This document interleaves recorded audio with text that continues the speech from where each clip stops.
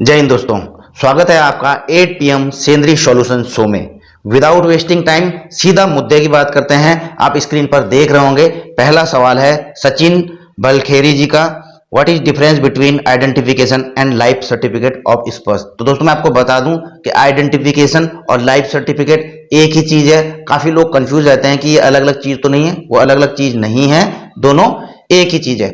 दूसरा सवाल है MK सिंह जी का, सर PCDA ने कल एक न्यू सर्कुलर जारी करके बताया है कि अब स्पर्श में माइग्रेटेड पेंशनर अपना स्पर्श PPO नंबर EPPO नंबर डालकर अपने बैंक में DLC और MLC सबमिट कर सकते हैं। क्या ये बात सही है?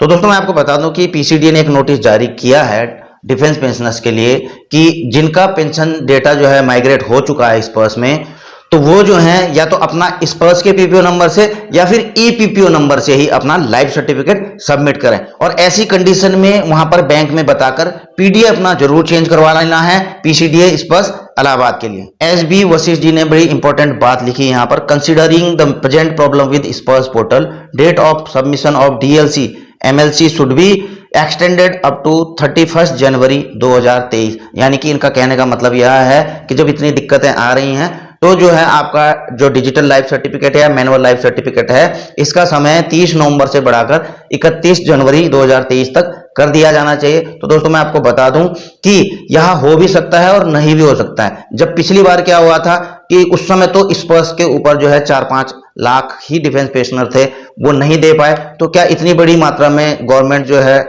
डिफेंस पेंशनर का पेंशन रोक सकती है?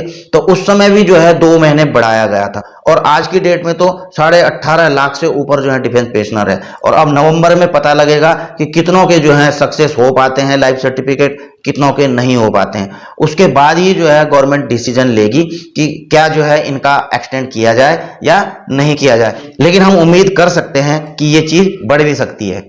लेकिन यह सोचकर आपको किसी प्रकार का रिस्क नहीं लेना है, नवंबर में अपना लाइफ सर्टिफिकेट जरूर सबमिट कर देना।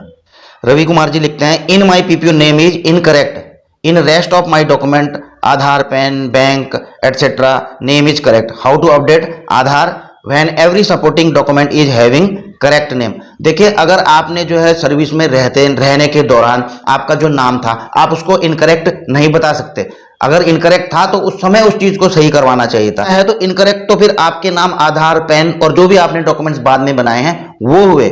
हाँ, अगर क्लेरिकल मिस्टेक की वजह से जो है आपके सर्विस रिकॉर्ड में आपका नाम अभी स्पर्श में ये चीज आ रही है तो वो बात अलग है, आप उसको सही करवा सकते हैं। अब देखिए, ऐसी कंडीशन में डेमोग्राफिक वैलिडेशन एरर तो आएगा।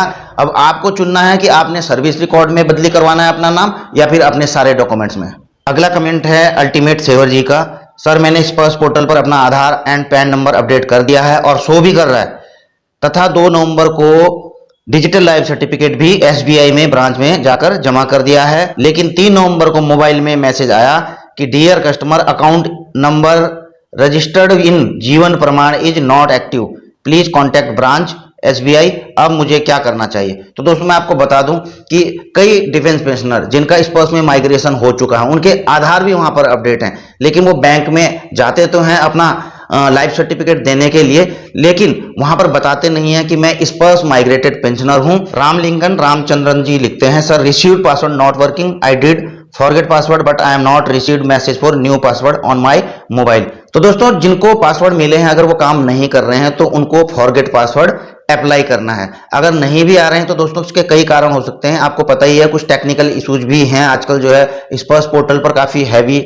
लोड की वजह से पूरी सर्विसेज आ भी नहीं पा रही, तो हो सकता है उसकी वजह से, या फिर आपका मोबाइल नंबर भी रिचार्ज रहना चाहिए। कभी कभी उसमें इनकमिंग फैसिलिटीज बंद रहती है और उसके कारण भी जो है मैसेज नहीं आ पाते हैं। तो कृपया आप जो है 1-2 दिन बाद भी इस चीज को ट्राई कर सकते हैं। अगला कमेंट भरतन कुमारन जी लिखते हैं, कब 18 महीने का एरियर मिलेगा सर? तो दोस्तों मैं आपको बता दूं, जो 18 महीने का एरियर है उस पर बातचीत अभी चल रही है। कुल मिला के दरवाजे अभी खुले हैं, बंद नहीं हुए हैं। अगर इस पर बात बन जाती है, चाहे वो सर्विंग पर्सनल हैं चाहे पेंशनर हैं, सबको जो है 18 महीने का DA का एरियर मिलेगा। शिवा दर्शन जी लिखते हैं कि your videos are very informative, thanks for that. और इन्होंने जो है जीवन प्रमाण इंस्टॉल किया हुआ है लैपटॉप के अंदर। मॉर्फो डिवाइस है इनके पास में, जो बायोमेट्रिक डिवाइस होता है, लेकिन जब यह लाइफ सर्टिफिकेट किसी का स्पर्श के पोर्टल में लॉगिन करके दे रहे हैं तो वो उस मॉर्फो डिवाइस को जो है ये फाइंड नहीं कर रहा है। तो सर मैं आपको बताना चाहूँ कि आपके मॉर्फो डिवाइस का जो है जीवन प्रमाण के साथ में हर साल का रजिस्ट्रेशन होता है, एक मिनिमम थोड़ा एक शुल्क भी उसमें होता है। तो कृपया आप किसी आईटी वाले से संपर्क कीजिए जो इसका रजिस्ट्रेशन कर सके, ताकि आप जो है इससे सारी सेवाएं ले सको। विपुल सिन्हा जी लिखते हैं, सर प्लीज हेल्प, मेरे फादर का डेथ हो चुका है 2017 में, मेरी मदर को पेंशन मिलता है, तो मैं मेरे प्रोफाइल में पर्सनल डिटेल में किसका आधार और पैन अपडेट करूं या नंबर डालूं, मदर का या फादर का, ये समझ नहीं आ रहा है। ऐसी कंडीशन में जब आपकी मदर जो है फैमिली पेंशन है, उनका स्पर्श में चला गया है, तो अब आप जो है उनका आधार और पैन इस पे अपडेट करना है, ना कि फादर का जिनकी डेथ हो चुकी है। अगला कमेंट है एसबी वसीफ जी का, very useful information, my pension has been transfer to Sparsh PCD Allahabad last month but I have not received Sparsh PPO number, login ID, password so far, kindly tell what is to. दोस्तों आपको पता होना चाहिए कि आजकल कम से कम 30 दिन लग रहे हैं लॉगिन आईडी और पासवर्ड मिलने में, जब आपका ट्रांसफर स्पर्श पर हो जाता है पेंशन, तो कम से कम आपको 30 दिन तो वेट करना ही है। होशियार सिंह जी लिखते हैं, सर मेरे बच्चे 25 वर्ष के हो गए, उनको सीएसडी और ईसीएचएस की सुविधा ले सकते हैं क्या?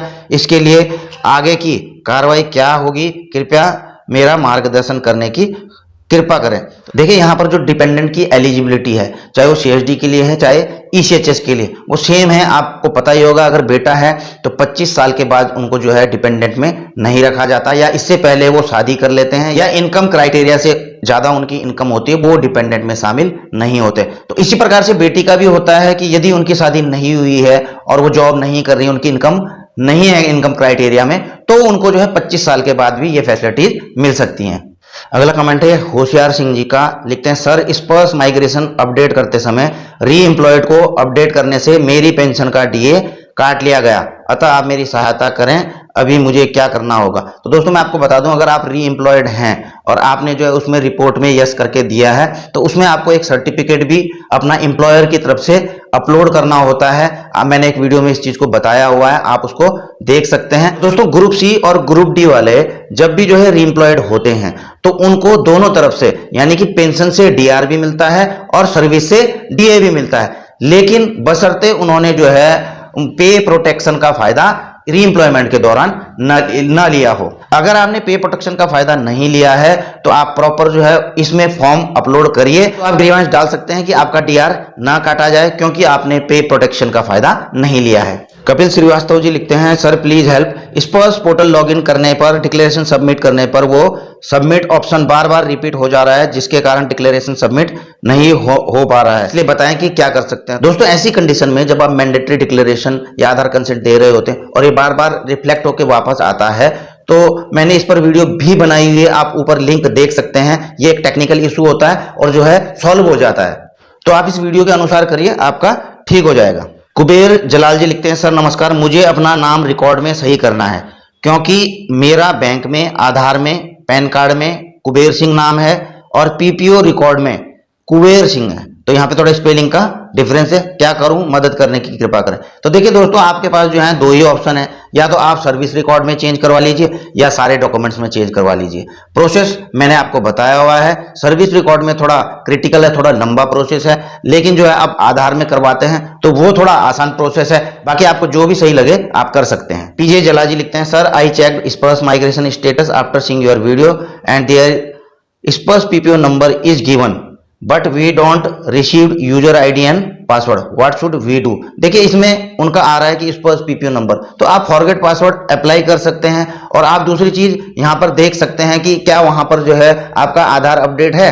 अगर आपका आधार अपडेट है तो आप जो है नए स्पर्श पीपीओ नंबर के साथ में बैंक में या कहीं भी जाकर जो है अपना डिजिटल लाइफ सर्टिफिकेट दे सकते हैं। सबीर अहमद जी लिखते हैं, सर मेरा स्पर्श में माइग्रेशन हो गया है, लेकिन पीपीओ नहीं डाउनलोड हो रहा है, ना ही शो कर रहा है, प्लीज हेल्प। तो मैं आपको बता दूं, जो प्री 2016 का भी माइग्रेशन हुआ है और उन्होंने जो है वो पीडीबी नहीं कर पाए हैं अपना, और जिन्होंने कर भी पाए हैं तो उनका जो है अभी तक जो है हर चीज पेंडिंग चल रहा है, तो उनको किसी को भी जो है उनका कॉरिजेंडम पीपीओ जनरेट नहीं हुआ है। तो बाद में जब पूरा डेटा वेरिफिकेशन, डेटा करेक्शन इसके अंदर हो जाएगा, उसके बाद जो है इनके कॉरिजेंडम पीपीओ जनरेट होंगे और आपको जो है दिखाई देंगे अपने पोर्टल के अंदर। एमके सिंह जी लिखते हैं, मेरा पैन अपलोड करने के बाद अभी भी पेंडिंग शो कर रहा है, क्या मैं डीएलसी दे सकता हूं? जरूर दे सकते हैं। पैन का पेंडिंग होने से आपके डीएलसी पे कोई फर्क नहीं पड़ता। इनका दूसरा क्वेश्चन कि अपडेट प्रोफाइल में होम एड्रेस कहां का रहेगा?